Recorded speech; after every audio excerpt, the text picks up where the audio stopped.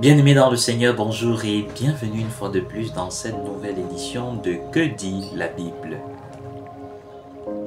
Nos attentes sont parfois la cause de beaucoup de frustration dans notre vie de foi. Oui. Que dit la Bible à ce sujet? Bien-aimés dans le Seigneur, l'image qui, de mon point de vue, permet de mettre en avant l'impact de nos attentes dans notre vie de foi est bien évidemment l'image du peuple d'Israël. Peuple choisi par Dieu. Peuple à qui le Seigneur s'est manifesté. Peuple avec qui le Seigneur a cheminé au long des siècles. Mais surtout, peuple à qui le Seigneur a promis l'avènement d'un Messie. Oui. Mais qu'est-ce qui va se passer lorsque la promesse de ce Messie va se réaliser? Le peuple d'Israël va rejeter la manifestation de cette promesse. Le peuple d'Israël va comploter pour mettre à mort la manifestation de cette promesse. Le peuple d'Israël va orchestrer la souffrance, le supplice de la manifestation de cette promesse. Le peuple d'Israël va organiser et va réaliser la mort de la promesse du Messie en la personne de Jésus-Christ, conçu dans le sein de la bienheureuse Vierge Marie. Oui. Alors la question la plus pertinente est de savoir, mais pourquoi? Pourquoi ce peuple à qui le Seigneur a promis? Pourquoi ce peuple a rejeté la manifestation de la promesse de Dieu? La raison est simple. Les attentes. Le peuple d'Israël a cheminé dans l'attente de la réalisation de la promesse du Messie. Mais quel est ce Messie que le peuple d'Israël attendait? Ils attendaient un Messie triomphal.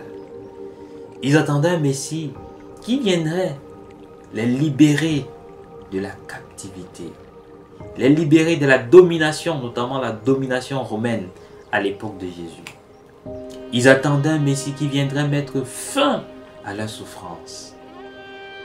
Ils attendaient un Messie roi, au sens du monde. Mais qu'est-ce qu'ils ont reçu? Un enfant né dans une mangeoire. Un enfant né dans le petit village de Bethléem. Qu'est-ce qu'ils ont reçu? Un homme qui prend pour disciples des pécheurs, des collecteurs d'impôts, des hommes sans importance dans la société. Bien pire, un homme qui fait bon accueil aux publicains, aux pécheurs. C'est fort.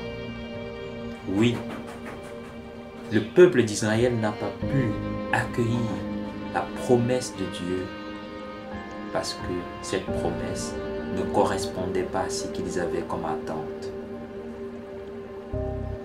Oui, bien-aimés de Dieu, quelquefois nous sommes ce peuple d'Israël. Quelquefois, nous combattons la réalisation de la promesse de Dieu dans notre vie. Quelquefois, nous planifions la mort, nous persécutons, nous tuons la manifestation de la promesse de Dieu dans notre vie. Oui, parce que celle-ci ne correspond pas à nos attentes.